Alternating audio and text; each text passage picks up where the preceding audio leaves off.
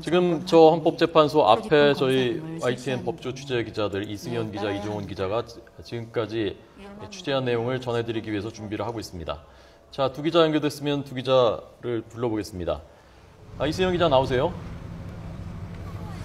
네, 헌법재판소에 나와 있습니다. 네, 새로 취재된 것도 좀 전해주시죠.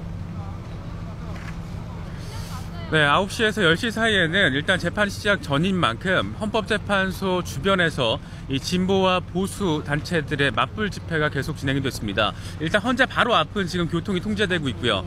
경찰 병력 10개 중대, 지금 1000여 명이 이 3개조로 나눠서 돌아가면서 주변을 지금 만일의 사태를 대비를 하고 있습니다. 이 때문에 진보단체와 보수단체들 역시 현재 바로 앞에서는 지금 집회를 하지 못하고요. 주변에서 지금 집회를 진행을 하고 있습니다.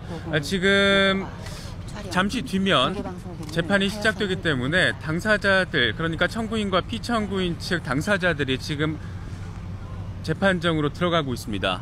이제 이정희 대표가 현장에 도착해서 지금 대신 판정으로 들어가고 있는 것 같은데요. 예. 조금 전까지는 헌법재판소 주변에서 기자회견을 열고 있었고요. 오늘 황교안 법무부 장관 같은 경우에는 아마 현재 대신 판정에 참석을 하지 않고 법무부에서 대기를 할 것으로 그렇게 알려졌습니다. 네, 지금 대신 판정 이제 10시부터 잠시 뒤에 이제 1년여 동안 진행이 되었던 통합진보당에 대한 위헌정당 해산 심판 청구 선고 절차가 진행이 됩니다.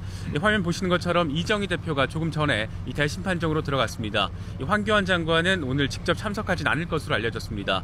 지금 현재 대신 판정이 들어갈 수 있는 청구인과 피청구인 측 모두 40명입니다. 기자들을 포함해서고요. 이 40명을 제외하고는 지금 입장 출입이 통제가 되고 있습니다. 이제 잠시 뒤에 이제 진행이 되는데 오늘 절차 어떻게 진행되는지 함께 취재해온 이종원 기자와 함께 좀 더 자세한 내용 알아보겠습니다. 이종원 기자, 이제 한 10분도 채 남지 않았습니다. 이제 10시부터 선고 절차가 진행이 됩니다. 10시에 시작이 되는 거지 바로 결과가 나오는 건 아니지 않습니까? 예.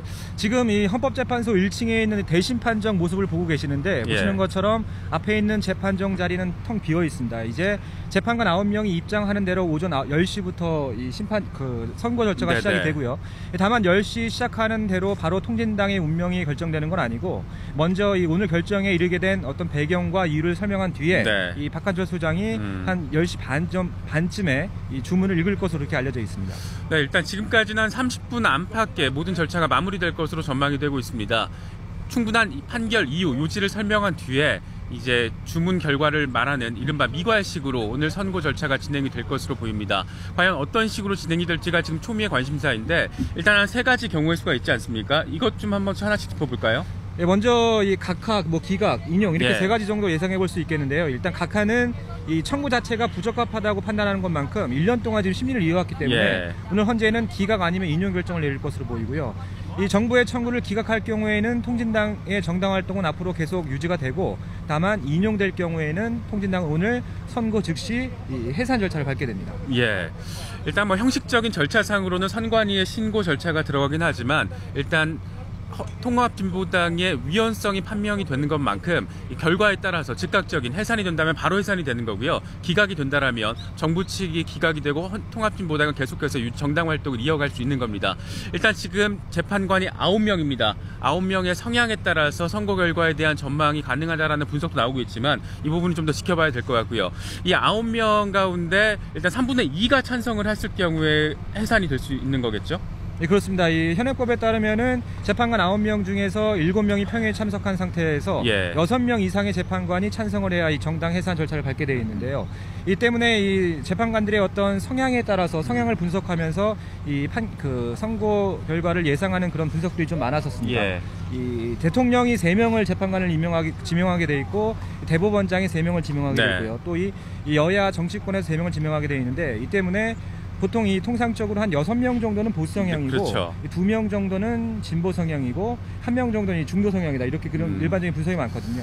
네, 지금까지 1년여 동안 재판 18번, 그러니까 현재 헌법소원 사건 단일 사건 가운데선 가장 많은 변론이 진행이 됐습니다. 특히나 1차와 18차 첫 변론과 마지막 변론에서는 이 황교안 장관과 이정희 대표가 맞붙어서 경론을 펼치기도 했었는데 재판관들이 어떤 결정, 그러니까 재판관 개개인이 찬성했는지 반대했는지 이것도 오늘 함께 결과를 알 수 있을까요?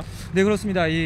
지난 2004년에 이 노무현 전 예. 대통령의 탄핵 심판이 있었는데 당시에는 청구가 6대3으로 기각이 됐었거든요. 하지만 당시에 어떤 재판관이 찬성을 했고 반대했는지는 결정문에 표시가 되지 않았었습니다. 하지만 2005년도에 이 헌재법이 개정이 되면서 이 평의에 참석했던 모든 재판관들의 의견을 다 기록하게 돼 있거든요. 예. 근데 이번 사건 같은 경우에는 이 전원재판부에서 판단을 하고 있기 그렇죠. 때문에 재판관 9명 모두의 어떤 의견이 반영된다고 볼 수 있겠죠. 그래서 어떤 재판관이 어떤 정당 의견을 해산에 냈는지. 찬성을 했는지 예. 반대를 했는지 다 기록하게 돼 있습니다. 쉽게 말해서 지금까지 언론이나 법조계 안팎에서 이 재판관들의 대략적인 성향을 통해서 짐작, 전망을 해왔던 부분이 오늘 실제로 어떤 결과로 반영이 될지는 한 10시 반쯤, 늦어도 11시 전에는 확인을 할 수 있습니다.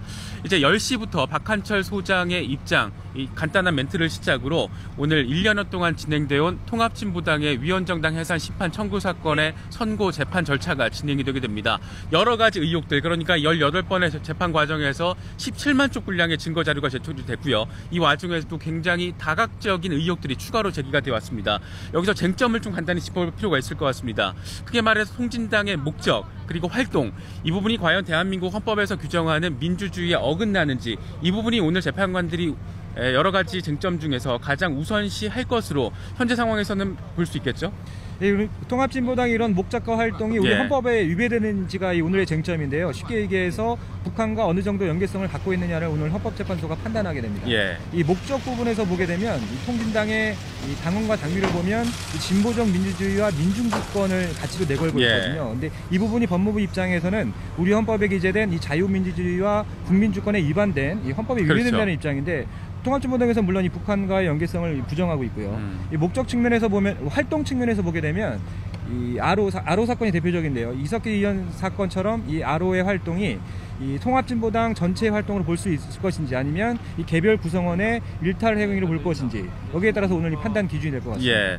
그 밖에도 뭐 1심의 사건이나 왕좌단 사건 등 종북 활동으로 의심받았던 대표적인 공안 사건들 역시 이 통합진보당 관계자들이 관여된 것 아니냐, 이 이른바 아로 모임들의 주축이 과연 통합진보당의 주축인지, 아니면 개별 아로 멤버들의 개인적인 일탈 행동인지, 이 부분에 대해서도 오늘 헌법재판소가 어떤 판단을 내릴지 상당히 주목되고 있습니다. 오늘 헌법재판소가 통합진보당 해산에 대한 결론을 어떻게 내릴지와 함께 또 한 가지 굉장히 큰 관심사 가운데 하나가 역시나 통합진보당에서 활동하고 있는 현역 의원들의 의원직 유지가 어떻게 될지, 이 부분도 지금 상당히 큰 관심사 중에 하나 아니겠습니까? 그렇습니다. 이 강제 해산이 되더라도, 이 예. 정당이 강제 해산이 되더라도 소속되어 있는 의원들을 어떻게 처분할 것인지가 법에 명문화되어 있지는 않거든요. 그렇기 때문에 정부가 이 통합진보당의 정당 해산을 청구하면서 예. 의원들의 의원직도 상실해달라고 같이 청구를 했습니다. 그렇기 때문에 오늘 어떤 형태로든 이 헌재법재판소가 오늘 결정을 내릴 것으로 보이고요. 이 통합진보당에는 현재 국회의원이 모두 5명입니다. 예. 지역구 3명, 비례대표 2명인데, 이를 놓고서도 이 법무부 쪽에서는 5명 의원들의 모든 의원직이 박탈돼야 되는 입장이고, 그러니까 쉽게 말해서 의원직도 정당에 귀속된다, 이런 그렇죠. 주장이겠죠. 예. 통합진보당에서는 이 법에 명문화된 규정이 없기 때문에 예. 국회의원직을 상실할 수 있는 권리는 국회가 가지고 있거든요. 그렇기 때문에 국회에서 해결해야 될 문제다, 이런 입장입니다.